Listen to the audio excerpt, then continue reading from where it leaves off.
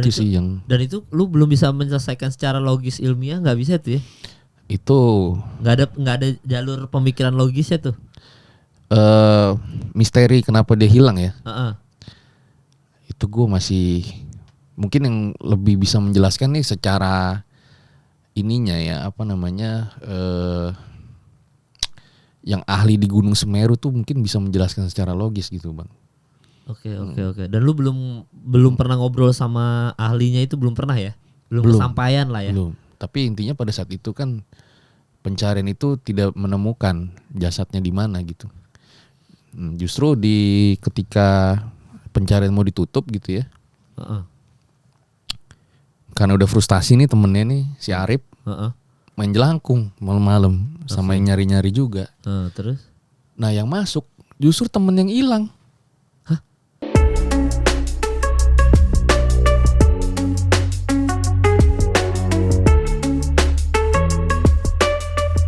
Selamat datang kembali di Bertahan di Industri, dan bintang tamu gua kali ini gua baru tahu ternyata Doi itu seorang Milanisti, ya kan? Pada saat rekaman ini itu tuh, nih gua nggak tahu nih tayangnya kapan nih, editor gua nayangin kapan nih Jar. Tapi pas tayang ini Milan tuh baru menang 1-0.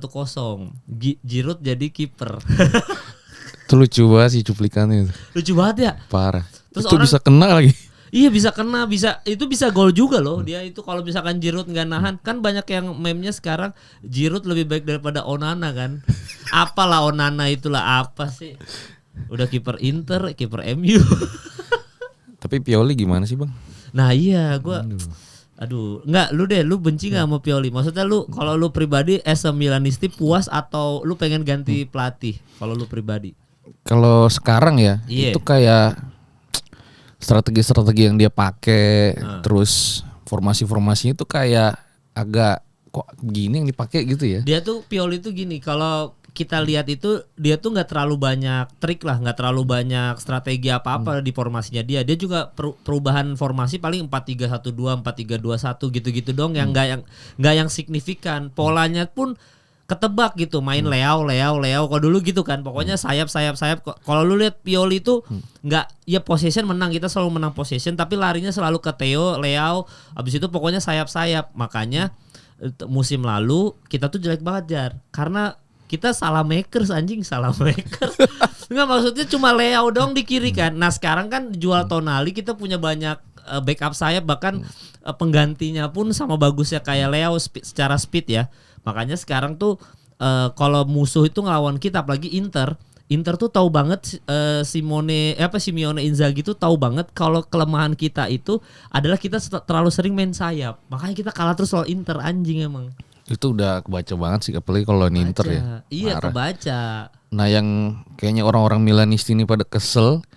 Jadi nggak mau diganti-ganti nih, misalnya kayak Giroud tetap Giroud gitu. Padahal kan ada OKK situ kan. Ada Leo tetap Leo, Theo. Makanya ketika Leo nggak main, Theo nggak main, Giroud nggak ada, itu kan berasa banget kita ininya. Sorry, Okafor maksud gue. Okafor iya benar. Tapi lu ngikutin Milan udah lama tuh. Gue awal suka Milan itu pas Inzaghi pindah dari Juventus.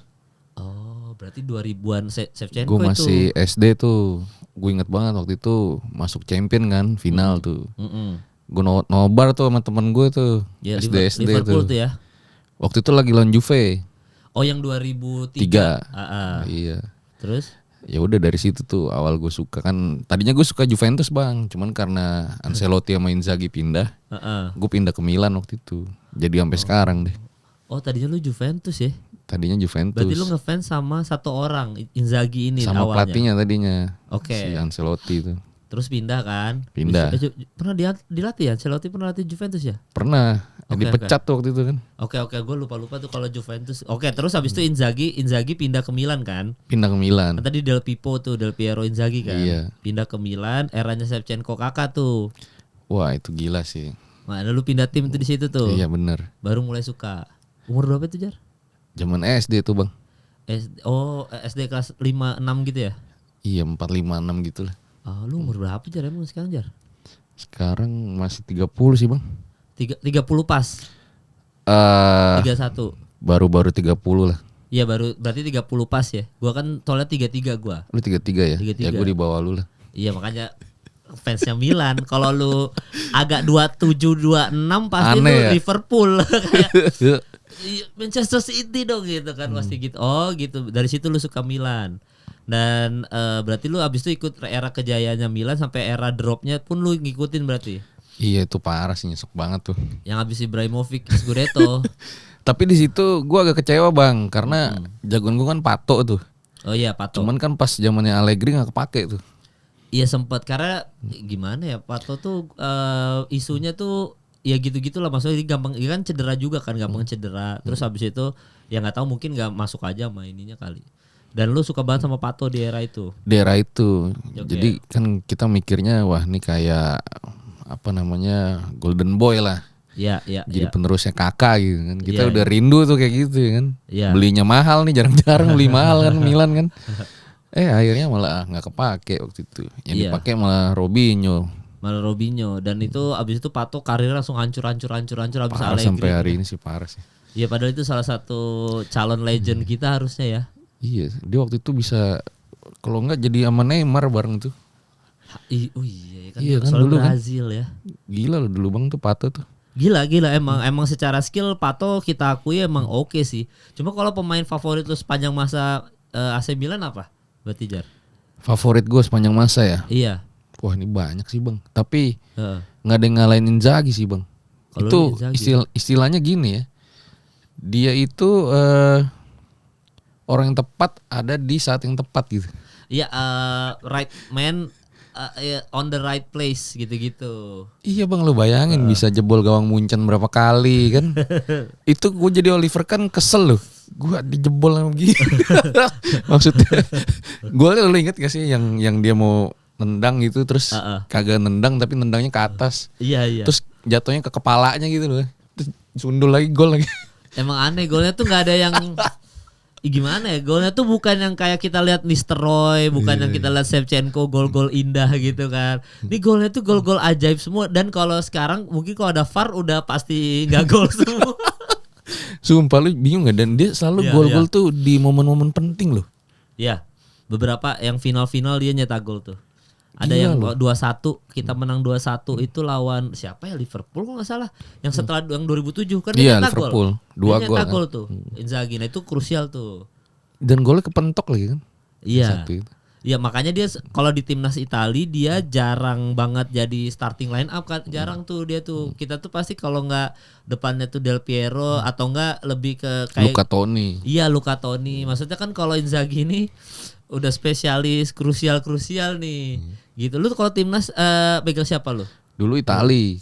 Sekarang? Sekarang bingung bang. Siapa ya? Oh, kalau gue tetap Itali gue. Tetap Itali ya. Tetap gue. Kayak ada era kekosongan gitu. Terutama strikernya ya. Oke, iya. Setelah Balotelli tuh kayak siapa nih striker Italia ya? Nggak ada lagi, sempat nggak ada kan. Sekarang ada Immobile tapi udah di-cut, udah ganti Kane. Terus habis itu ada si Ratagui, pokoknya gitu deh, gue lupa namanya. Udah ganti di era Spalletti yang sekarang ganti. Kalau gue nggak pernah dukung timnas yang lain. Gue pernah waktu itu timnas Italia gagal masuk Piala Dunia apa Euro, gue lupa, nggak nonton gue. Nggak nonton sama sekali, Jar. Emang teman gue ngajak nobar, bodo amat. Yang kalau nggak salah yang Kroasia ini deh masuk final tuh, Kroasia itu gue lupa tuh tahun berapa, tapi nggak masuk Euro apa Piala Dunia, pokoknya gitu deh, nggak nonton gue Itali garis Setia keras. banget lu ya. Iya, soalnya dari kecil sama kayak lu, maksudnya dari kecil emang dukungnya itu, makanya gue yang Tapi walau pemain Milan kan sempet gak ada sama sekali bang. sempat ada, cuma gue tuh pendukung Italinya aja sih. Oh emang bukan karena ada faktor ada pemain Milannya gitu. awalnya itu awalnya karena Maldini juga lah. Iya sih. Kalau gue pemain favorit sepanjang masa gue Maldini, makanya begitu Maldini dipecat ini kan gue agak-agak ngambek lah.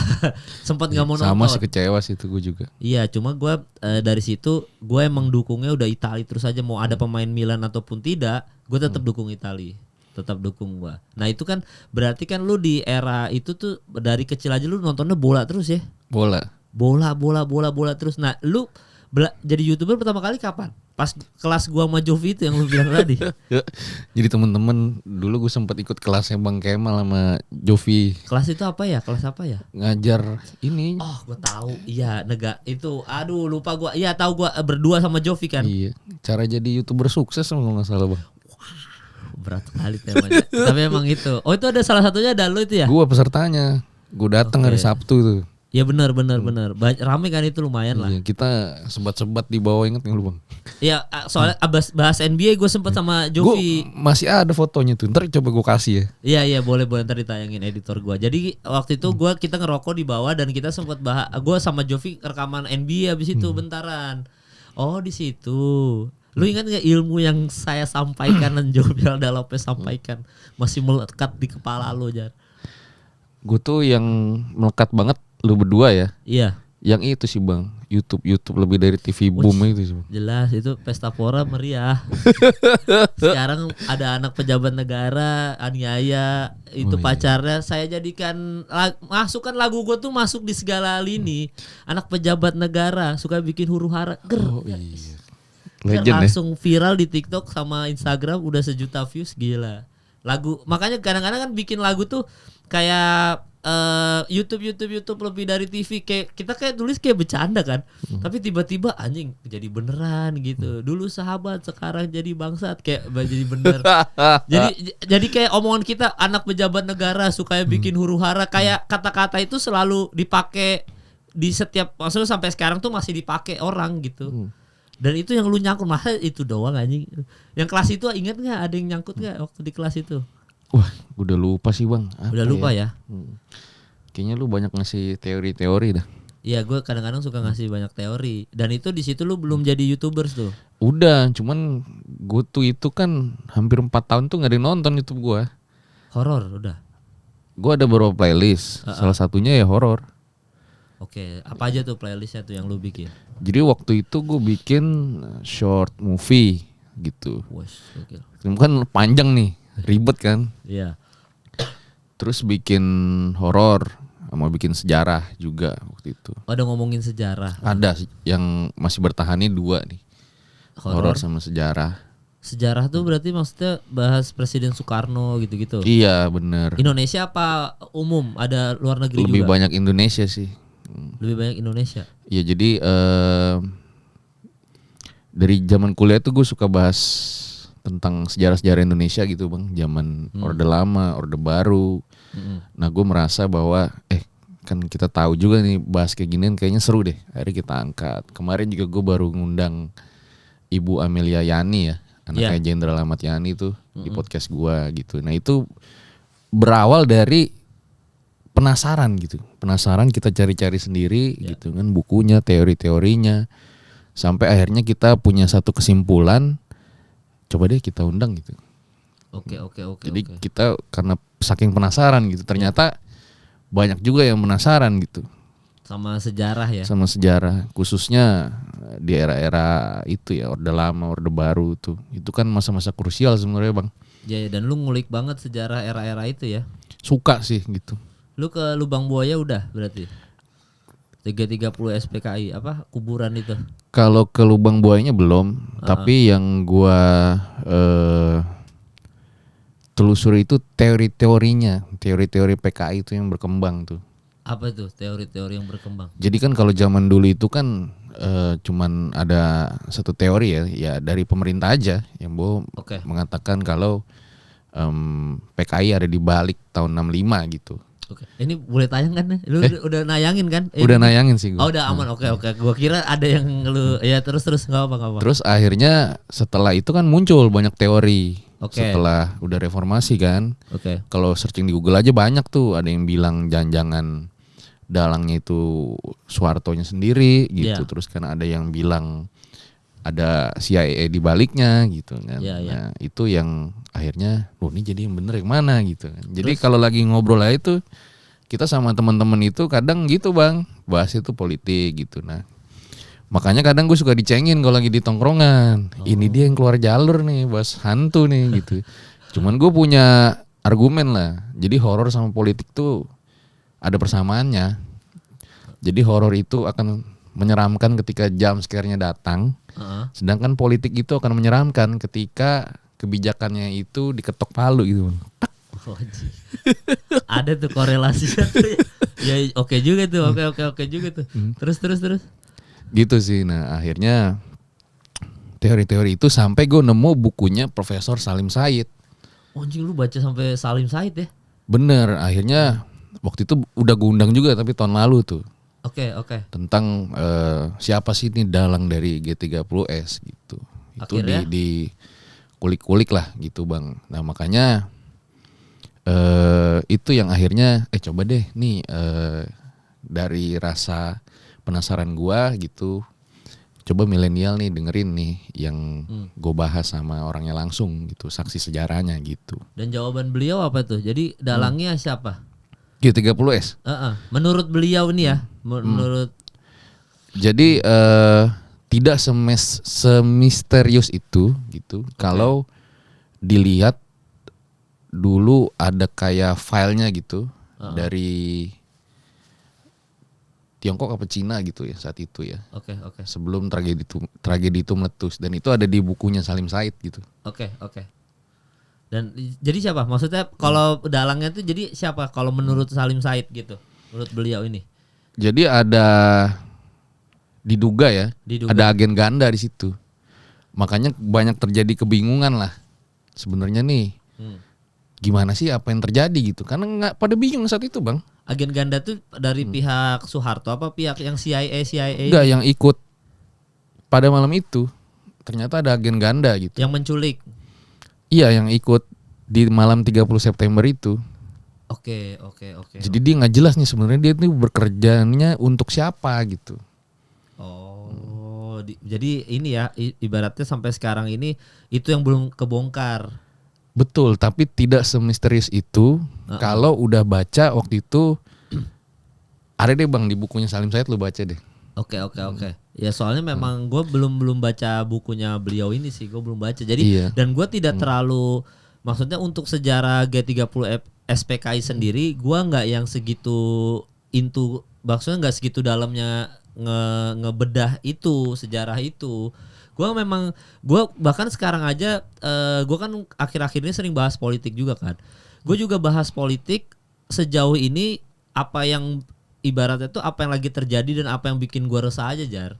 Jadi gue komentarin aja itu doang gitu. Tapi memang kalau sejarahnya Orde Lama dan Orde Baru hanya sebatas apa yang gua pelajarin di sekolah aja gitu. Sama informasi yang kayak misalkan tadi lu bilang dari nongkrong-nongkrong doang, ternyata ada informasi-informasi dalam. Itu doang. Tapi kalau lu kayaknya nongkrongnya circle-nya udah yang lebih deep lagi tuh ngobrol itu Jar, berarti Jar. Iya kan? Iya sih Bang. Mungkin karena dulu kan FISIP gue ya, jadi nggak jauh-jauh ya. Salah satu biasa sih cowok malam-malam ngobrol kan politik, nanti bisa lari ke olahraga, dalang Munir gitu. Bisa larinya ke cewek juga kan, ke agama, banyak deh namanya cowok malam-malam kan. Pasti ngobrolnya begitu ya. Kemana-mana tuh ngalur ngidul kan. Tapi circle lu ini apa ini gimana bahasnya enak kayak di eranya Pak Soeharto lebih pro apa lebih kontra kalau di obrolan tongkrongan lu nih? Kan ini opini lu kan, nggak apa-apa share aja. Netral sih Bang. Netral. Jadi nggak berpihak kemanapun gitu. Jadi lu sama era kepemimpinan Pak Soeharto ada pronya, ada kontranya, maksudnya tengah-tengah aja gitu. Bener, kalau gue pribadi sih, gue justru mengidolakan Soekarno sama Soeharto gitu ya. Oh iya? Iya, jadi ya namanya manusia kan nggak bisa sempurna gitu ya. Iya. Tapi jasa mereka berdua tuh banyak banget buat negara kita gitu Bang. Oh berarti lu suka dengan apa monarki ya? Apa sih kalau istilahnya kalau kepemimpinan panjang gitu? Monarki aja. Enggak lah, diktator gitu, era diktator kan. Maksudnya kan era Pak Harto kan era begitu kan. Era kepemimpinan lama gitu. Ada plus minusnya sih Bang gitu ya. Maksudnya hal-hal seperti itu tuh ada plus minusnya gitu. Jadi nggak semuanya negatif ya. Kayak misalnya dulu kita era Pak Harto kan swasembada pangan gitu kan. Terus juga kita kan dulu dijulukin macan Asia juga kan gitu. Iya dulu. Nah sekarang apa masih terdengar gitu hal-hal kayak swasembada pangan terus macan Asia gitu kan. Itu sih yang jangan-jangan kita cuman pasar doang lagi sekarang gitu. Yang lu khawatirkan sekarang kayak gitu. Berarti kalau untuk presiden 2024 nih harapan lu apa nih? Nggak yang kayak gimana nih? Kan kita sekarang lu nggak harus ngomongin presidennya siapa, tapi harapan lu ingin punya presiden seperti apa Jar? Yang bisa berdikari sih Bang. Oke. Yang bisa ngangkat negara kita ini jadi berdiri di atas kaki sendiri gitu. Kayak misalnya pangan kita kuat gitu loh. Kayak dulu kan Tiongkok juga kan sekarang jadi kuat banget kan ekonominya segala macem kan. Nah itu yang mudah-mudahan Indonesia nih bisa masuk kayak gini gitu. Jadi memang butuh strong leadership sih kalau menurut gua. Oh Prabowo. Kayaknya nggak Prabowo doang sih. Ada juga yang punya strong leadership gitu. Tapi Prabowo dia punya strong leadership juga. Lu dulu nyoblos Pak Prabowo Pak Jokowi zaman dulu. Kalau gue Pak Jokowi, gue jujur, gue udah bilang. Jujur gue Jokowi dulu. Oke. Terus lu? Karena waktu itu eranya tuh beda bang. 2014 itu kan korupsi itu yang jadi headline saat itu kan. Ingat nggak lu? Iya benar. Perubahan nih, koruptor segala macem gitu kan. Itu yang harapan anak-anak muda gitu. Iya. Saat itu. Dan setelah 2 periode puas nggak sama Pak Jokowi?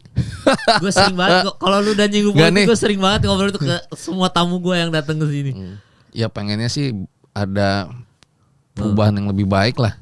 Perubahan yang lebih baik. Presiden selanjutnya gitu. Ini gue kasih sedikit insight aja ya, karena kan gue ada beberapa kali interview kemarin aja bintang tamu baru-baru ini ada Total Politik gitu. Ada Mamat kemarin. Gue ngobrolin soal Panji, termasuk Panji Pragiwaksono. Gue ngobrolin soal presiden untuk 2024.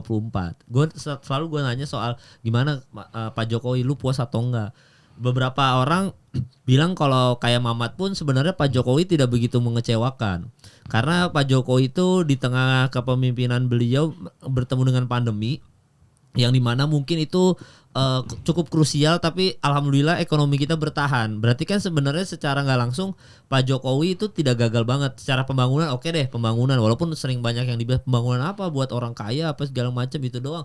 Pembangunan bandara mulai banyak, pokoknya infrastruktur udah di era Pak Jokowi semua. Cuma memang dari semua obrolan masalah infrastruktur, masalah itu semua segala macam, cuma satu yang sebenarnya ini gue juga baru tahu dari Total Politik, cuma satu yang harusnya Pak Jokowi sebelum ganti, kan Pak Jokowi itu yang paling berani lah, dia bikin IKN. Di eranya Pak Jokowi ini, maksudnya di era presiden yang lain tuh Pak Jokowi ini yang paling berani, maksudnya dia ngambil keputusan langsung IKN dia bikin, ngambil keputusan untuk bangun sana sini gitu. Maksudnya itu keputusan yang krusial loh untuk presiden pindah ibu kota tuh bukan sebuah keputusan gampang gitu. Tapi ada satu hal yang disayangkan di era kepemimpinan Pak Jokowi adalah katanya regulasi parpol justru. Maksudnya sekarang itu kita nggak ada rules yang gimana soal parpol apa segala macam yang gue lupa sih Total Politik waktu itu bahas apa, karena itu udah agak lama ya. Cuma masalah regulasi partai politik aja harusnya tuh lebih, Pak Jokowi itu udah harus bikin peraturan untuk partai politik supaya secara secara suara, jadi nggak harus lu keluar banyak duit untuk jadi presiden gitu, siapapun bisa jadi presiden. Intinya regulasi partai politik lah, intinya gitu Jar. Itu doang Jar. Kalau lu aman tuh kalau Pak Jokowi ini ya nggak ada kecewa gimana ya. Paling sih kalau ini yang kemarin banyak jadi isu ya. Iya. Ini aja sih bang persamaan hukum tuh. Jadi antara atas sama bawah itu ketimpangannya itu ya. Iya, itu yang mungkin bisa kayak kemarin kan lagi rame banget nih yang Jessica itu ngikutin ya, iya ngikutin lah pastilah. Gue suka konspirasi kayak gitu-gitu, gue pasti ngikutin ya, nggak mungkin. Makanya nih wah ini kok bisa begini gitu kan. Tapi ya nggak tahu ya kan masih yang benernya tuh seperti apa gitu. Menarik lah buat diikuti. Buat ini. Dan lu mau bikin konten soal itu nggak, soal Jessica Wongso gitu-gitu? Pengen sih gitu. Tapi nanti lihat dulu deh. Itu ada cerita horornya Cyanida itu dari kuntilanak gimana Jar? Gitu Jar. Berarti sejarah sama horor tuh ya kan yang lu masih bertahan sampai sekarang. Bener. Kenapa lu dulu mau jadi YouTuber Jar? Jadi gue dulu pas zaman kuliah itu hobi nulis sama ngomong bang. Oke. Nah waktu itu kan blogspot tuh, gue bikin blogspot ya walau nggak baca tapi gue bikin aja gitu. Nah gue kalau di kampus itu banci tampil, suka ngoceh-ngoceh aja gitu, ngoceh-ngoceh nggak jelas gitu kan. Nah, waktu itu YouTube nih gue lihat, wah ini bisa jadi wadah buat gue nih gitu kan, untuk menyalurkan apa yang jadi ada di imajinasi gue, bisa jadi nyata gitu kan. Ya udah akhirnya gue bikin tuh, karena kan kalau dulu kan TV kan harus casting segala macem, dan udah gitu kan gak bisa ide kita gitu. Kalau pemain aja gitu kan. Ya, bukan harus good looking. Iya segala macem kan. Mm-mm. Nah tahap-tahap itu tuh kepotong gitu di YouTube, bisa langsung bikin gitu. Gitu. Nah yaudah akhirnya gue bikin segala macem. Nah waktu itu gue bikin Om Mamat, obrolan malam Jumat, salah satu segmennya. Oke. Gue iseng aja ceritain horor yang ada di UI gitu kan. Ternyata rame gitu kan. Besokannya gue tanya temen gue yang di UGM tuh, bro, lu ada cerita horor apa di kampus, ceritain ke gue dong gitu. Nah udah akhirnya jadi gue bahas-bahas gitu. Horor UI apa, Jar? Horor UI itu sampai ada skripsinya tentang hantu merah. Apa itu? Jadi ada di salah satu fakultas ya. Ini cerita turun temurun ya. Ada satu jembatan itu yang suka muncul itu hantu merah, cewek gitu. Jembatannya di mana nih? Posisinya? Salah satu fakultas bang, gue nggak bisa sebut dah. Oh nggak bisa ya? Karena ini dikisahkan ya, itu dia ini dibunuh gitu si cewek ini gitu. Oh mahasiswa nih berarti ya? Enggak, bukan mahasiswa juga. Gue nggak tahu antara mahasiswa atau dia warga yang lagi lewat gitu ya. Pokoknya ini kisah turun temurun, kisahnya cewek lewat situ dibunuh hingga akhirnya dia jadi suka gangguin orang di sana gitu. Wujudnya itu merah gitu. Nah, sampai ada yang neliti skripsinya. Saking viralnya gitu loh. Sebenarnya ini kenapa sih kok bisa nyebar dari berapa generasi, Bang? Turun temurun sampai hari ini. Kemarin gue wawancara tuh mahasiswanya. Dia ngalamin juga horor itu gitu. Sama si hantu merah itu. Jadi di fakultasnya kan dekat jembatan tuh. Didatengin sama si hantu merah, rame-rame gitu. Nah itu yang salah satu yang gue inget lah. Sama ada juga, gue inget banget nih dulu senior gue cerita tentang bikun pocong. Apaan tuh? Jadi ada cowok yang waktu itu pulang kemalaman. Dia biasanya naik bikun nih buat nyampe turun di gang rumahnya gitulah. Nah, tapi karena udah kemalaman kayaknya bikun nggak ada nih gitu. Akhirnya dia jalan lah, udah gue jalan aja deh, jalan malam-malam. Pas dilihat, loh kok masih ada bikun nih di belakang gitu kan. Mungkin lagi rezeki gue kali ya, dia naik lah tuh bikun. Nah ini sendirian dia di bikun nih. Ketika jalan tuh biasa aja normal, sampai di belakang itu kayak ada pemotor tuh yang nunjuk-nunjuk ke arah dia gitu loh. Kayak ngomong apa tapi nggak kedengeran. Apa sih gitu kan. Kenapa sih lo gitu. Nah gak lama motor itu jatuh bang. Bak gitu. Kok jatuh nih orang. Akhirnya ditolongin nih sama orang, berhenti deh kan. Tolongin. Bikunnya jalan. Di situ si orang ini kayak masih panik. Kenapa bang kok bisa jatuh gitu. Itu tadi mas kata dia. Saya lihat masnya itu diboncengin sama pocong kata si pemotor itu. Wah pocong gimana, orang saya naik bikun. Lah itu tadi kan saya gini-gini katanya. Turun mas gitu. Makanya karena saya kesereman saya jatuh gitu. Tuh gue inget banget tuh kisah.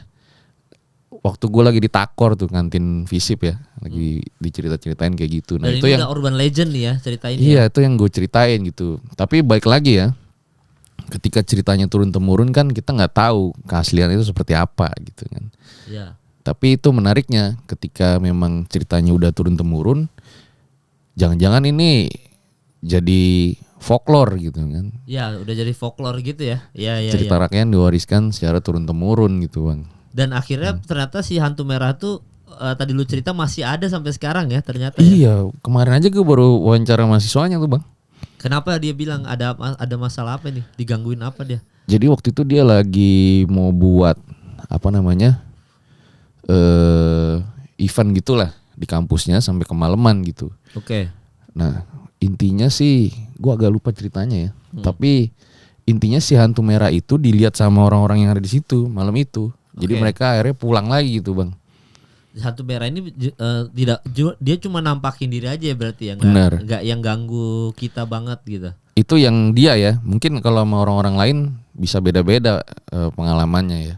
Berarti dari cerita lu ada yang ngeganggu fisik nggak? Maksudnya hantu-hantu ini gitu? Kalau sampai selain ngomongin santet atau teluh yang gitu-gitu ya itu udah pasti kita bisa nyerang fisik kita. Maksudnya kalau hantu hantu gitu. ada satu cerita sih yang pengen gue ceritain nih di Bang Kemal ya. Iya, iya. Jadi waktu gue lagi di Jogja syuting nih kayak gini Bang. Nah tiba-tiba tuh anjing serem juga. Tiba-tiba syuting Bang kayak gini Bang. Tiba-tiba ya, ada satu orang tuh ibu-ibu nyamperin gue gitu. Bang Fajar ya? RJL ya gitu. Iya, kenapa Bu? Foto dong. Oh iya. Nah pas foto dia bilang, saya punya cerita horor loh kata dia. Hah? Ceritanya kayak gimana? Nanti deh Bu habis syuting ya, gue bilang gitu kan. Oh di Jogja nih ya? Iya lagi di Jogja Bang. Nah akhirnya dia cerita, dia dosen apa asisten dosen gitu gue lupa. Nah jadi waktu dia lagi berkunjung ke salah satu lembaga gitu ya. Jadi di awal dari rumah ini dia kayak ada yang mau komunikasi sama dia gitu. Karena dia pikir kan ini mungkin dulunya bekas puskesmas sama rumah sakit, jadi mungkin banyak yang meninggal, jadi dia anggap biasa aja. Nah ketika dia udah sampai, jadi itu tempatnya orang-orang yang terkena HIV/AIDS gitu Bang, ODA lah. Oke. Nah pas dia masuk ke sana, ini siang-siang ya, tiba-tiba tuh dia dapat gambaran. Jadi di satu ruangan itu, gue merinding nih, ada cowok gantung diri, di situ dia ngeliat. Nah di situ dia teriak Bang, kayak wah apaan tuh gitu kan. Nah murid-muridnya kayak kenapa bu gitu, coba panggilin kepalanya di sini deh yang bertanggung jawab di sini deh gitu. Nah ketika dia ketemu dibilang, Pak di sini dulu pernah ada yang gantung diri ya gitu. Loh ibu tau dari mana gitu, dijelasin lah. Tadi saya dapat gambaran kayak gini, ruangannya kayak gini gitu. Oh gitu Bu, sebentar ya ikut saya coba deh. Nah sama si kepalanya itu dibawa gitu ke satu ruangan, dibuka tuh kuncinya. Ini ruangannya tadi Bu. Nah pas ibunya lihat, lah iya mirip ini, kalau nggak salah warnanya oranye gitu Bang ya, lupa gue warnanya apa. Ini ruangannya, saya jadi merinding Pak kata si ibunya gitu kan. Loh saya merinding, ibu tahu dari mana kata dia kayak gitu. Nah akhirnya dikasih tahu lah. Jadi dulu si orang ini yang bunuh diri tadi suka curhat lah, hampir tiap malam gitu atau tiap hari dia curhat kalau dia tuh depresi karena udah umur 30-an belum nikah Bang. Dan gak ada cewek yang mau sama dia karena dia mengidap penyakit itu. Sampai akhirnya dia memutuskan, kan orang ini kan gak bisa dikontrol terus kan sama si kepalanya ini. Sampai akhirnya tiba-tiba dia ketemu sudah gantung diri gitu. Dan pas pulang itu si dosen apa asdosnya ini lihat berita, ternyata beritanya ada, gue ditunjukin. Iya. Wah anjay ada beritanya, gue bilang. Di situ saya makin merinding kata dia. Nah saya lebih merinding lagi Bu, gue bilang gitu ya. Maksud pertemuan kita nih apa gitu? Kita kan nggak sengaja ketemu nih gitu. Apa jangan-jangan ini pesan nih bahwa ketika udah kena HIV/AIDS itu bisa berbahaya loh gitu. Oh jadi gue mikirnya. Terus? Karena kan gue ketemunya nggak sengaja Bang. Iya nggak sengaja lagi syuting. Dan itu ibu tiba-tiba mungkin lewat juga kan, nggak yang ketemu lo sengaja nyari lo kan. Iya. Gue nggak bilang-bilang lagi di Jogja gitu. Bisa ketemu, ceritanya bisa begini. Iya. Dan rumah sakitnya ada tuh ya, rumah sakitnya ya masih ada tuh. Iya itu kayak bukan rumah sakit sih, kayak tempat ini karantina gitu ya. Iya kayak gitulah ya. Anjing, itu kadang-kadang yang kayak gitu-gitu nggak tahu tuh ya, masa ada aja cerita-cerita horor begitu ya. Iya benar Bang. Yang ibaratnya tuh bisa, kok bisa ada tiba-tiba, nggak maksudnya kejadian-kejadian kebetulan gitu loh. Kok ada si ibu ini. Sorry gue lupa. Jadi penyebab dia kena HIV/AIDS kan gue tanya, bukan narkoba, tapi karena dia biseksual si cowok ini. Oh itu penyebabnya tuh ya. Iya di situ gue mikir, jangan-jangan apa ini pesan gitu ya. Ya mungkin tahun berapa Jar itu Jar? Itu masih 2000-an Bang. Ada beritanya kok. 2000-an tuh maksudnya gue lupa deh, 10-an ke atas berarti udah. Gak jauh dari situ deh, antara mundur apa atas gitu. Lu ke Jogjanya itu kapan? Waktu ke Jogja? Baru setahun yang lalu atau 2 tahun yang lalu gitu. Kayaknya setahun yang lalu deh. Anjing bisa gitu ya. Gue sih jujur sejauh ini emang gak pernah, alhamdulillahnya Jar ya, jangan sampai Jar. Tapi sampai sekarang memang gue belum pernah ada cerita horor yang gimana-gimana Jar, yang ibaratnya tuh mengganggu ini gue lah, mengganggu. Bahkan kadang-kadang nih istri gue nih yang sering kadang-kadang suka digangguin karena iya istri gue tuh dulu waktu zaman study tour sekolah dia tuh pernah kerasukan. ceritanya. Dan dia, gue nanya maksudnya kamu waktu kerasukan tuh perasaannya gimana sih gitu? Nggak ada gimana-gimana, kayak pegel aja pas bangun gitu. Terus kayak nggak sadar aja emang tadi gue kenapa gitu. Teman-teman yang panik semua, udah sadar lu gitu. Maksudnya kayak gitu-gitu, ternyata nggak. Dan katanya setelah dari dia kerasukan itu, dia mulai agak sensitif doang. Jadi dia bisa ngerasain kayak misalkan gue tinggal dia sendirian, gue lagi syuting atau apa, kadang-kadang itu suka ada kok kayak nggak nyaman gitu-gitu loh katanya. Dia pernah kayak mimpi diliatin gitu sama Mbak Kunti gitu sampai akhirnya kebangun yang gitu-gitu Jar. Nah kalau gue nggak tahu, mungkin gue nggak pernah ngerasain aja sampai sekarang gitu. Gue nggak tahu kalau lu Jar gitu, pernah ngerasain nggak lu Jar? Nah kalau gue sih bang, gue selalu bilang ke penonton RJL gitu ya. Iya. Walau gue ngangkatnya horor, tapi itu kita biasa kan pakai logika dulu gitu bang. Iya. Jangan misalnya nih kita nggak makan 3 hari nih. Terus kita pergi lewat hutan gitu kan. Pas pulang nyampe rumah badan kita panas. Terus kita nyimpulin gue ketempelan nih. Lu masuk angin. Kan kadang suka banyak begitu bang. Iya. Gue ketempelan nih. Lu masuk angin, lu 3 hari gak makan brother gitu kan. Iya. Nah itu karena kenapa jadi visi misi gue tuh bikin horor juga bang. Karena gue tuh suka nonton film horor di barat gitu. Nah film horor di barat kalau kita ngeliat hantu, dia itu nggak ke paranormal, dia ke psikolog. Gue kenapa ya gitu, ada masalah nih sama gue, tolong dong gitu kan. Tapi ketika psikolog belum bisa menjawab permasalahan itu, biasanya kan kita tonton gitu ya, ada pastor apa pendeta diutus dari Vatikan buat eksorsis. Iya. Kalau di Indonesia kan Ruqyah yang terkenal ya. Iya. Nah itu bang, jadi gue selalu bilang kita pakai logika dulu lah gitu sebelum jangan apa-apa mistis juga gitu. Walau bisa aja gitu. Iya. Dan gue pernah berapa kali sama podcast Ancur, ada podcast gue kan, sama ada gue nge-podcast horor-horor gitu. Gue udah nggak nyaman Jar. Maksudnya untuk gue lanjutin konten horor ya. Gue pribadi jadi nggak nyaman karena gue pernah waktu itu jadi gue kayak ada apartemen temen gue. Katanya nih apartemen super horor banget nih. Terus akhirnya gue sama teman-teman gue podcast Hancur tuh langsung datang. Yaudah kita ke podcast tempatnya aja. So berani lah gitu. Kayak datang langsung ke apartemen dia yang horor ini, yang dia tinggalin ini. Terus udah kita bercanda-bercanda apa segala macam. Sampailah gue di rumah, gue harus ngedit videonya. Itu video hilang aja. Kayak bener-bener nggak ada Jar. Tapi file audio ini yang kayak Roadcaster masih tetap ada, tetap tayang di Spotify, tetap up lah gitu. Tapi kan gue ada vlognya dulu kan, kayak menceritakan ini kenapa tempat ini horor. Gue buka itu nggak ada, filenya kosong, hilang aja Jar. Itu dari situ gue nyadar bahwa kayaknya gue nggak bisa nih ngangkat maksudnya gue kayaknya nggak kuat mental gue untuk bikin konten horor. Iya. Gitu. Tapi gue pernah ngerasain kayak lu bang. Jadi pas di awal kan gue udah season 4 nih. Pas gue season 1 itu kan gue gak pernah nyuruh narasumber gue tambahin aja ada kuntilanak. Gue gak pernah bang gitu. Oke. Tapi pas gue denger ceritanya, kok bisa nih setan begini ya zaman dulu awal ya. Serem amat nih orang gitu maksud gue ya. Wah ini ngawur nih gitu. Nah sampai gue waktu itu masih kerja bang. Itu gue tidur jam 1, jam 3 pagi kebangun gue. Iya. Sampai pagi tuh gue gak bisa tidur. Jam 8 udah harus kerja lagi gue. Itu hampir sebulan kayak gitu bang. Mati gue nih gak tidur kan. Di kantor mana bisa tidur kan. Wah ini kenapa nih. Tapi setiap gue kebangun jam 3 pagi, selalu kebangun jam 3 gitu ya. Setiap gue kebangun jam 3, itu kayak di genteng tuh ada suara petang-petang gitu loh. Kan makin seremin banget ya. Iya. Wah ini kayaknya setannya ngikut gue apa gimana nih. Tapi setan narasumber gue yang mana nih gitu kan. Sampai di satu malam gue sama temen gue nih, orang Arab juga. Bro ngopi aja bro. Ngopi gitu kan. Kita jam 1 pagi ngopi. Gue cerita lah, gue curhat di situ. Gue gak bisa tidur nih bro. Jam 3 kebangun terus. Gue bilang gitu, jangan-jangan hantunya ngikut gue bilang gitu kan. Terus kata dia, loh bagus itu bro kata dia. Harusnya lo bersyukur kan. Bagus. Gue gak bisa tidur anjir. Bisa mati gue nih, gue bilang kayak gitu kan.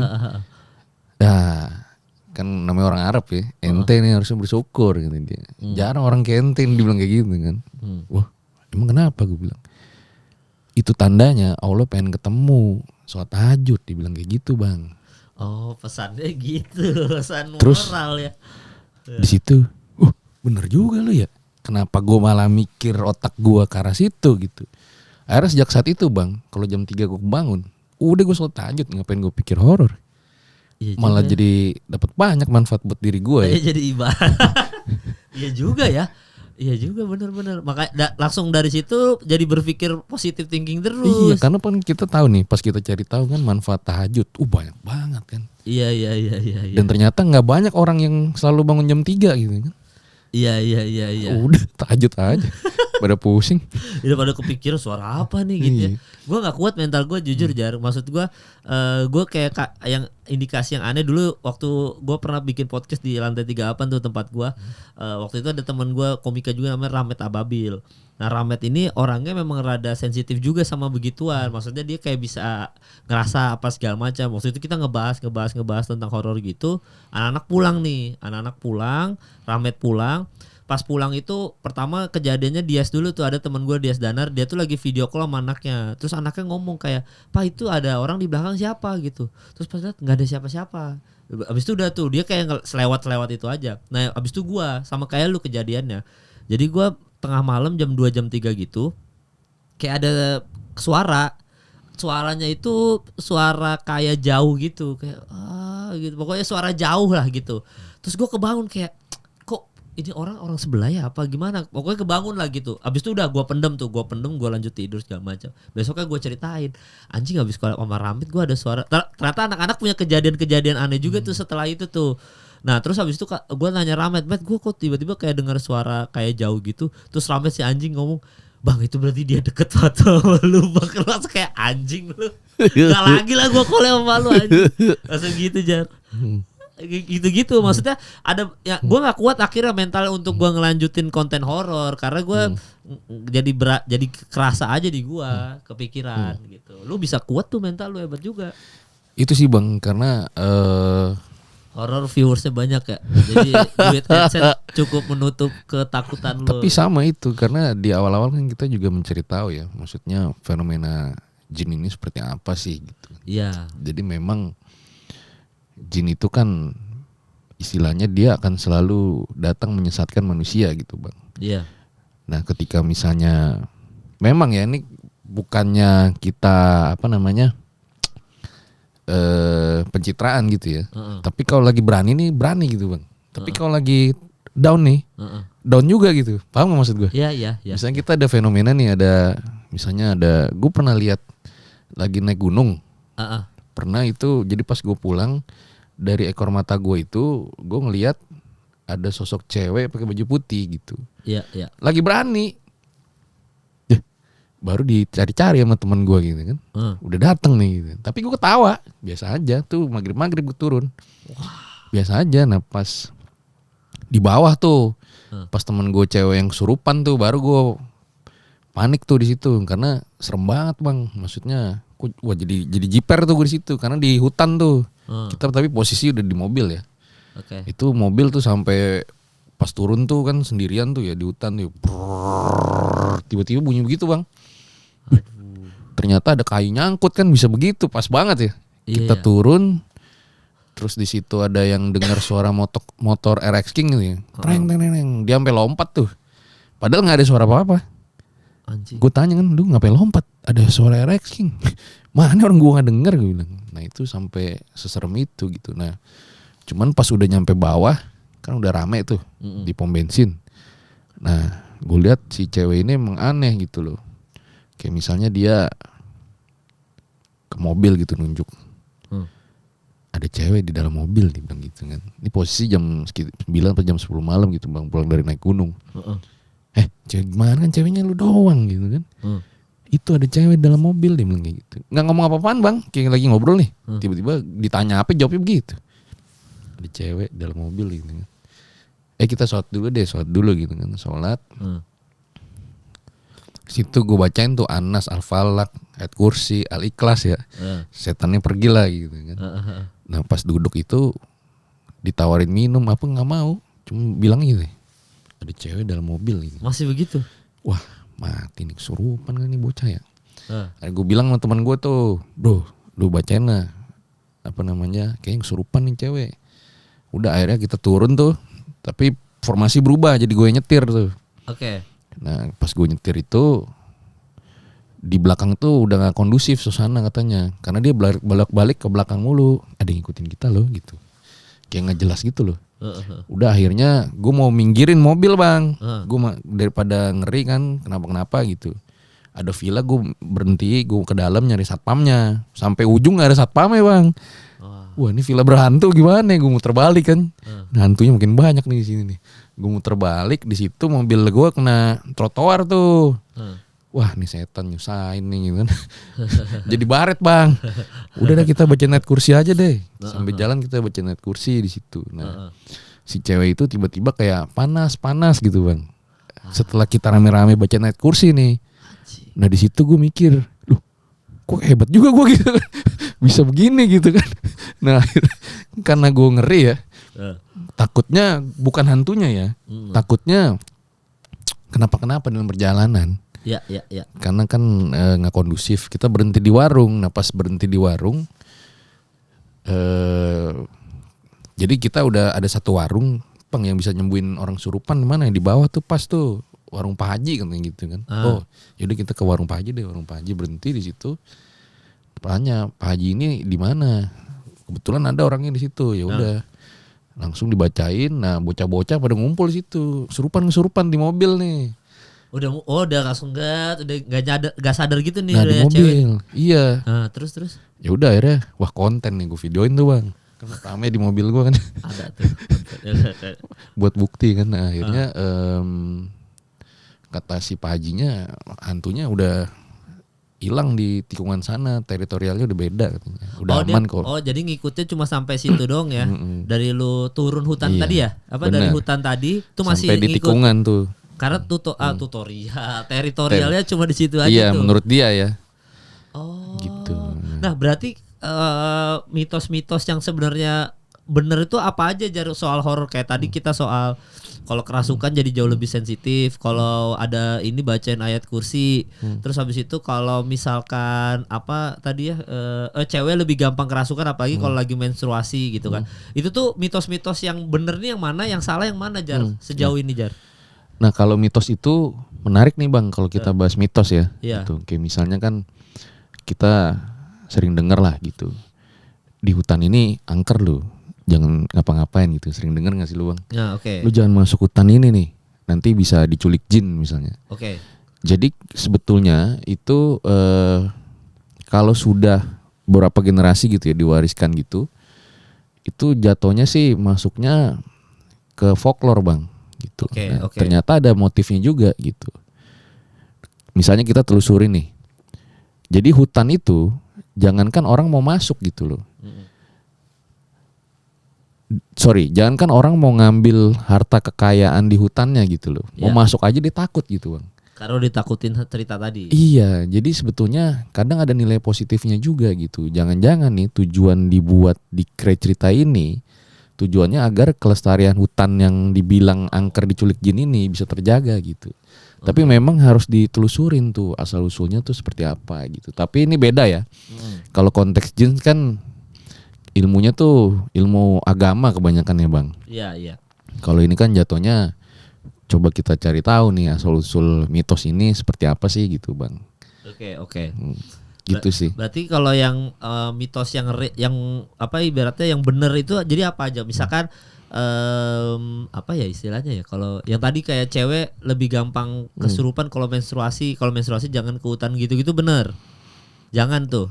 Atau nggak ada sebenarnya kayak gitu mah aman-aman aja mau berangkat. Sebenarnya kayak dulu ada cerita yang bule ke Gunung Agung ya apa yang di Bali dia lagi menstruasi kayak gitu-gitu tuh harusnya kan udah dilarang jangan naik gitu. Maksudnya itu mitos yang bener kah atau itu bisa kita telusuri secara logis lagi gitu? Bisa ditelusuri sih bang karena kan gini di gunung itu kan orang ke gunung aja tujuannya udah beda-beda tuh bang. Ada yang dia pengen healing. Ada yang emang dia hobi naik gunung gitu. Dia pecinta gunung. Ada yang pengen nyari jodoh, ada juga kan. Cari cewek anak gunung nih yang kuat gitu kan, yang mentalnya oke gitu kan. Ada juga yang dia tuh ke gunung pengen ziarah, ada juga. Gue mau ziarah gitu. Ada yang pengen tafakur alam, ada juga.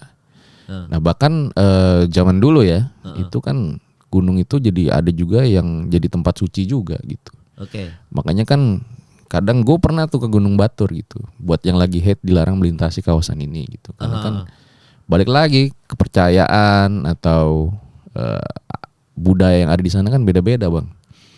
Gitu sih. Bahkan dulu itu kalau di Gunung Penanggungan ya di Jawa Timur itu sampai sekarang itu ada berapa ratus gitu ya penemuan benda-benda yang digunakan di zaman dulu gitu.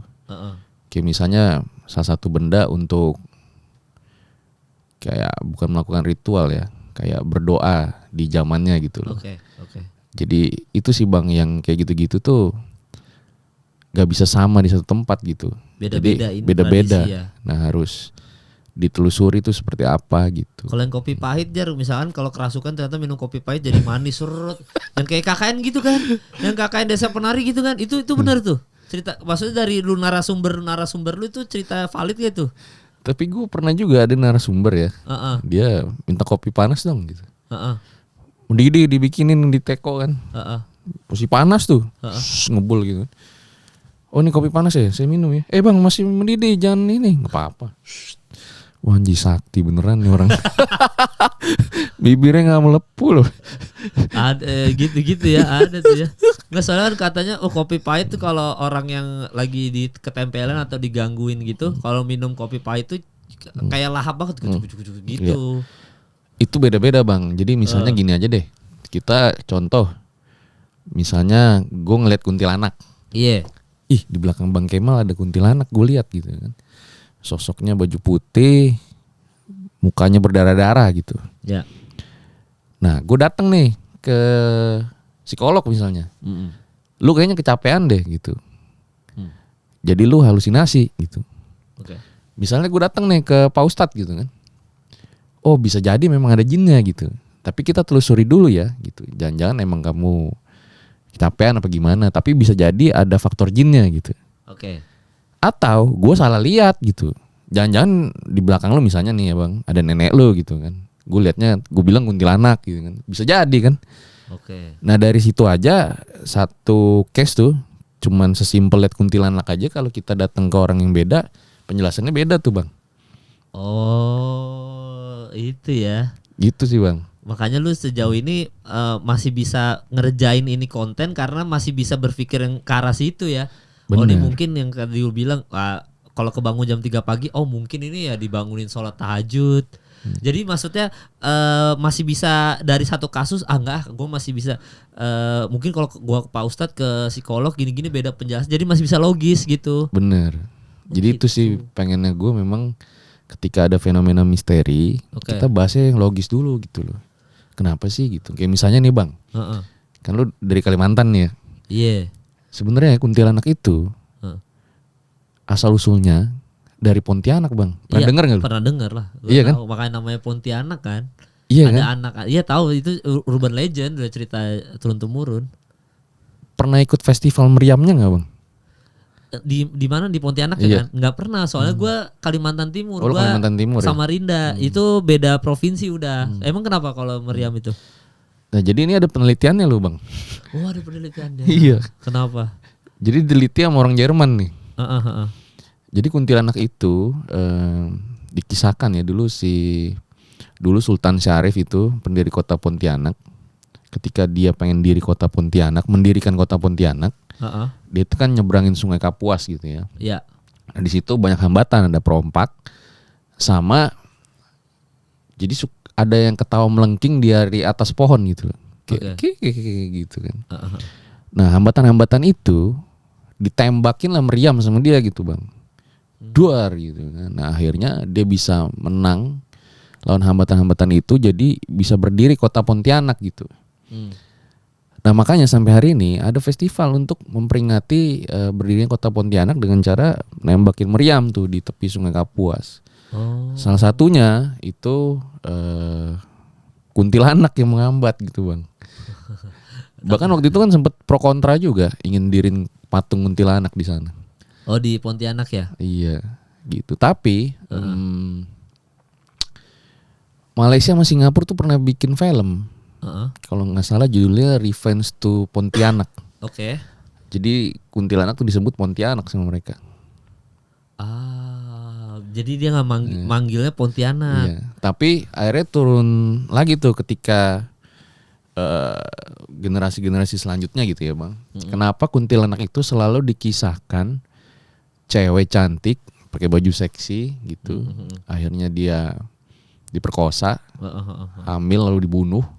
Akhirnya dia balas dendam gitu. Ya. Jangan-jangan nih bagi cewek Melayu di zamannya ya, itu hal-hal yang nggak pantas dilakukan oleh cewek Melayu di zamannya gitu.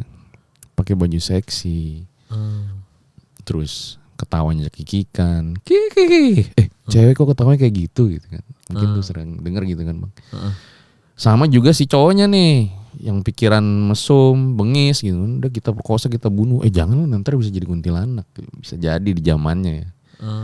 Jadi ada nilai-nilai seperti itu sih bang, yang kalau bagi gua ya menarik loh kalau kita telusurin asal usulnya segala macam gitu. Cerita narasumber yang ngerubah hidup lu sampai sekarang, maksudnya masih nempel di otak lu sampai sekarang apa nih? Dari cerita dia akhirnya anjing gua harus jadi lu ada perubahan di hidup lu, cerita yang mana, Jar? Yang berpengaruh signifikan ke hidup lo gitu sampai sekarang. Kebanyakan yang tragedi sih bang. Tragedi ya kebanyakan ya. Gue banyak banget ngangkat kisah tragedi ya. Oke. Salah satunya itu sih yang jadi novel pertama gue tuh, Hilang dalam Dekapan Semeru ya. Oke. Jadi waktu itu ada 3 orang daki gunung gitu ya ke Semeru. Nah pas di puncak gunung itu sisa tinggal 2 nih. Yang satu nggak tahu kemana ya. Itu kalau nggak tahu kemana tuh hilang diculik hantu jin, itu bener tuh. Nah sebentar bang. Jadi pas dia di puncak itu misalnya gue malu nih. Bang Kemal gue kencing dulu ya gitu. Gue balik badan. Pas gue balik ke lu udah gak ada bang. Loh kok kagak ada nih Bang Kemal gitu kan. Padahal di puncak itu secara logika kan kelihatan semua gitu. Dan kalau misalnya kenapa-napa kan ada suara gitu kan. Ya. Tapi kenapa nih kok bisa gak ada gitu. Nah sampai akhirnya dia cari-cari itu, ada tim SAR segala macem. Dan sampai hari ini temennya itu gak ditemuin di mana gitu. Hilang lah. Dan apa namanya, yang bikin gua bener-bener apa namanya merinding gitu ya. Ketika jadi misalnya kita mendaki bertiga bang. Nah pas di gunung kita ketemu teman lain nih. Nah ketika teman kita hilang nih, si orang ketemu ini jadi ribet bantuin nih. Dia kemana ya kok bisa hilang gitu. Dan setelah kejadian ini kita nggak pernah ketemu. Gara-gara podcast gua ketemu dong. Ini kita pernah ada tragedi bareng dalam hidup kita, nggak bisa kita lupain. Hilangnya si A ini gitu. Bisa ketemu di podcast tuh gimana ceritanya? Anjing. Dan banyak yang DM ke gue juga. Gue yang ikut pencarian saat itu bang gitu. Ini ada foto almarhum nih, nisannya ada yang buatin perusahaannya waktu itu mengenang kepergian si A gitu dari PT ini gitu. Itu sih yang. Dan itu lu belum bisa menyelesaikan secara logis ilmiah, nggak bisa tuh ya? Itu nggak ada jalur pemikiran logisnya tuh. Misteri kenapa dia hilang ya? Itu gue masih mungkin yang lebih bisa menjelaskan nih secara ininya ya, apa namanya, yang ahli di Gunung Semeru tuh mungkin bisa menjelaskan secara logis gitu bang. Oke. Dan lu belum pernah ngobrol sama ahlinya itu, belum pernah ya? Belum kesampaian lah ya? Belum. Tapi intinya pada saat itu kan pencarian itu tidak menemukan jasadnya di mana gitu. Justru ketika pencarian mau ditutup gitu ya. Karena udah frustasi nih temennya nih si Arif. Main jelangkung malam-malam sama yang nyari-nyari juga. Terus? Nah yang masuk justru temen yang hilang. Gimana? Iya jadi dia main jelangkung.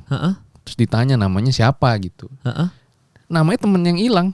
Terus ditanya. Yang masuk ke jelangkungnya gitu. Baju lu apa? Pakai abu-abu gini-gini sama semua pas ditulis. Ditanya lu masih hidup apa udah meninggal?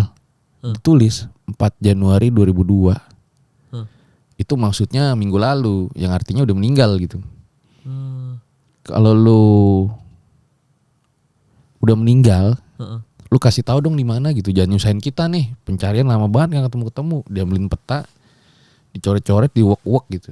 Satu lagi diambil, coret-coret, diuek-uek, tempatnya sama. Oke. Nah pas besoknya nanya ke ketuanya gitu, di sini nggak bisa Rip, beresiko jalur apa namanya gas beracun lah gitu. Jadi nggak bisa kita kalau ini di sana gitu. Dan ini kan absurd ya, maksudnya pembuktiannya gimana orang main jelangkung gitu kan? Iya. Dan malah membahayakan nyawa kitanya kalau kita menelusuri ke wilayah itu ya. Bener. Oh anjing sampai main jelangkung lu. Lu pernah main jelangkung Jar? Belum pernah sih. Tapi kalau ditawarin mau? Kadang penasaran juga sih bang. Lu kalau dibuka mata batin itu mau nggak? Yang ada kan yang jasa ngebuka mata batin itu, lu mau kayak gitu Jar? Hah? Mau lu? Gue kalau bisa baca pikiran orang mau sih bang. Tapi kalau diliatin gitu kagak mau. Misalnya nih bisa baca pikiran cewek A gitu. Apa namanya? Si Fajar ganteng juga ya. Nah itu gue mau deh bang. Itu gue juga mau. Bukan lu aja. Itu mah kameramen gue juga mau itu mah. Nggak, tapi kalau yang dibukain kan ada tuh biasa mau kita kasih lihat nggak sih, terus dibukain cerot gitu. Mau lu? Kalau gue nggak sih bang. Udah biar semanusia-manusianya aja, normalnya gimana gitu. Kalau gue ya. Jadi ya nggak usah nantangin lah ya, maksudnya ya udah gini aja jadi. Bikin konten aja lah. Nggak berani. Gitu. Lu ke kuburan gitu-gitu pernah bikin podcast di kuburan apa tempat horor angker pernah? Oh itu pernah ya pernah. Jadi ke Paledang Bogor tuh pernah gue. Oke. Kenapa itu tempat? Jadi dulu kan di tahun 2000 itu ada tragedi. Orang-orang itu kan pada naik di atas kereta tahun itu ya. Ya yang di atap ya. Lewat terowongan tuh kegencet, banyak yang meninggal bang. Nah itu di berita-berita juga banyak ya. Oke. Nah kita datang menelusuri cari narasumbernya. Akhirnya dapet tuh yang dulu dia ada di atas kereta itu. Oke. Jadi pas dia naik kereta,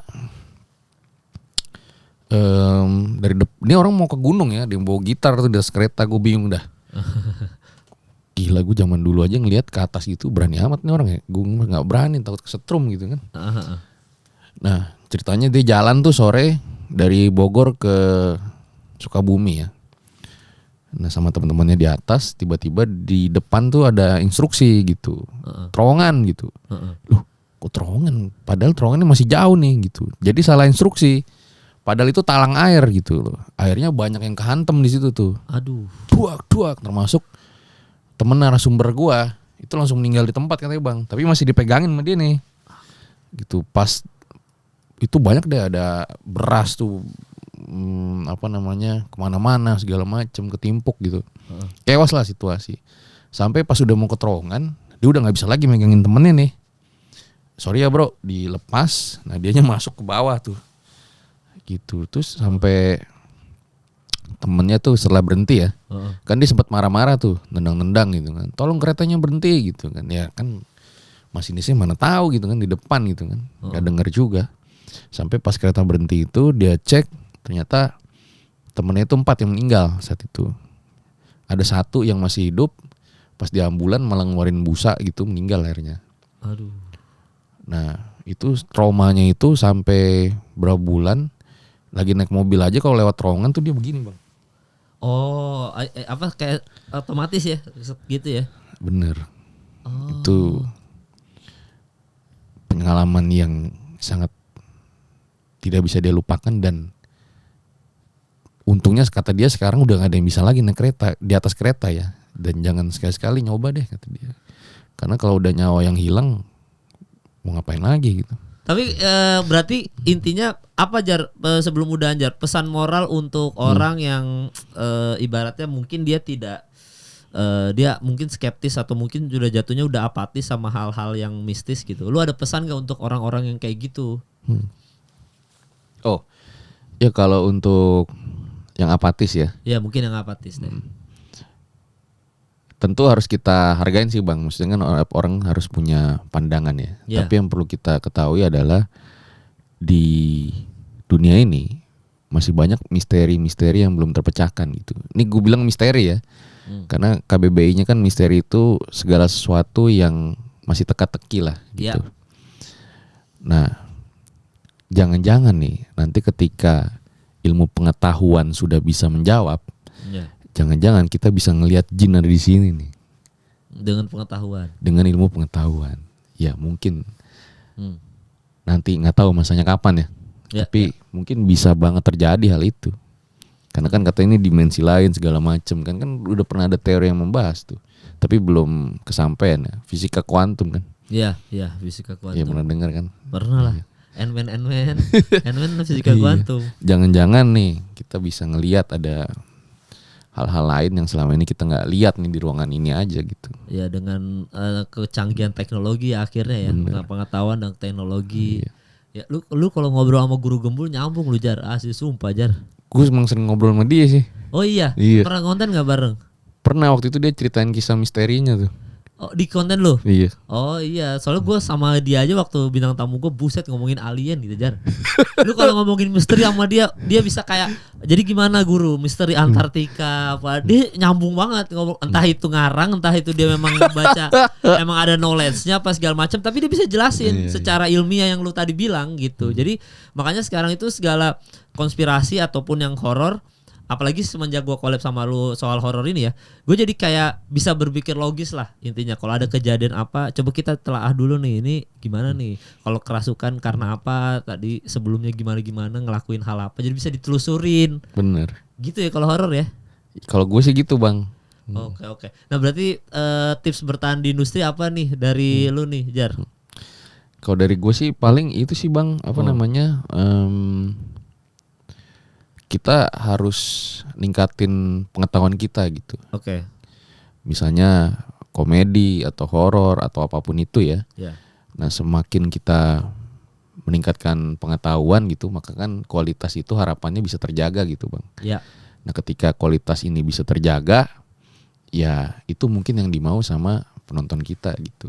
Jadi sih kalau dari gua intinya sih kita harus improve diri terus sih gitu. Nambah knowledge ya. Karena kalau misalnya kita gini-gini doang kan, misalnya gue diundang lu bahasnya begini, diundang sama bahasnya begini, sama semua. Iya. Gitu sih bang. Ya makanya kalau kata guru gembul tuh mau beberapa kali menolak podcast nih, mulai nolak karena udah banyak yang keluar tapi yang masuk ke otaknya udah nggak ada, udah dikeluarin semua. Jadi dia harus baca buku lagi, dia harus perdalam knowledge baru lagi. Jadi ketika dia podcast dia udah punya knowledge yang baru. Jadi jangan yang keluar tuh udah keseringan nih. Lu di bintang tamu podcast di mana-mana udah keluar terus nih knowledge-nya nih. Tapi nggak ada yang masuk kan karena lu sibuk gitu ngerjain. Nah itu jangan sampai kayak gitu. Intinya mah perbanyak knowledge terus ya. Kalau gue sih gitu bang. Dari lu gitu. Ya udah oke lah kalau gitu buat Fajar, sehat-sehat terus Jar, sukses terus Milanisti. Pokoknya buat yang nonton mohon maaf atas kesalahan yang ada di episode kali ini, nggak ada maksud apa-apa. Kalau ada informasi yang salah langsung aja dibenerin di kolom komentar. Tapi yang jelas buat Fajar pokoknya sukses terus, semoga. Makasih. Sekarang udah berapa subscribers? 3 juta ya? 3,5. Iya anjing, lu datang ke seminar gue cuma sampai sekarang 1,7. Ini guru gue lo dulu nih. Gue masih 1,7 subscribers, lu udah 3 Tapi kan juta. Lu film lebar udah banyak banget bang. Iya, enggak juga, enggak ngaruh sih. Iya. Tapi pokoknya sukses terus Jar, buat lu Jar. Sukses juga buat Bang Kemal. Masih bisa bertahan di industri sampai 5 tahun 10 tahun ke depan. Dan buat yang nonton sekali lagi thank you udah nonton episode kali ini. Sampai bertemu di Bertahan di Industri episode selanjutnya.